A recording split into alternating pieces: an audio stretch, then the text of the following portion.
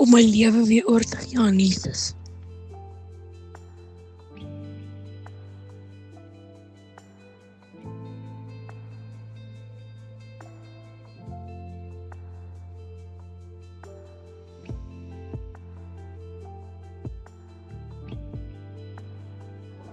Ek het gedoen saam met my familie om my lewe aan Jesus te gee en 'n beter lewe te leef.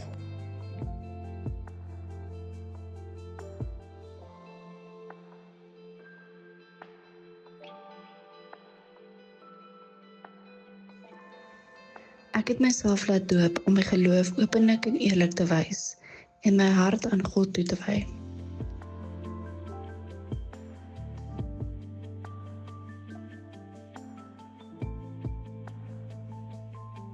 Ek het 'n besluit gemaak om gedoop te word om as 'n beter leier en voorbeeld vir my gesin en familie te wees. En ek voel ek kan dit nie volhartig gedoen het sonder om die Here aan my sy te hê nie.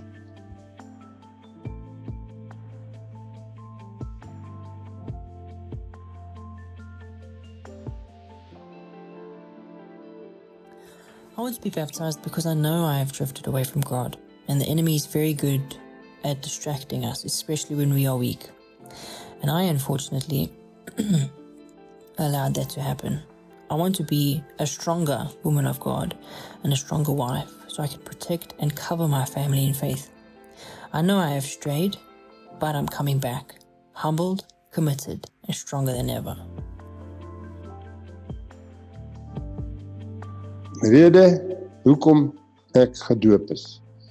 Normale dag slaaptyd het ek in die bed geklim en aan die slaap geraak. Gedurende die nag het ek gehoor iemand praat met my. Al was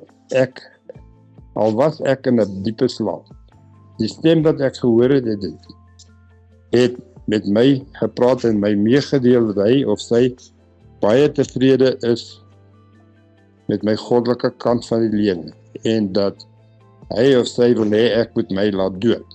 Ek het geantwoord en gesê, dis reg, net ek swets 'n bietjie. Toe word ek meegedeel dat hy of sy dit weet en dat ons daaraan sal werk.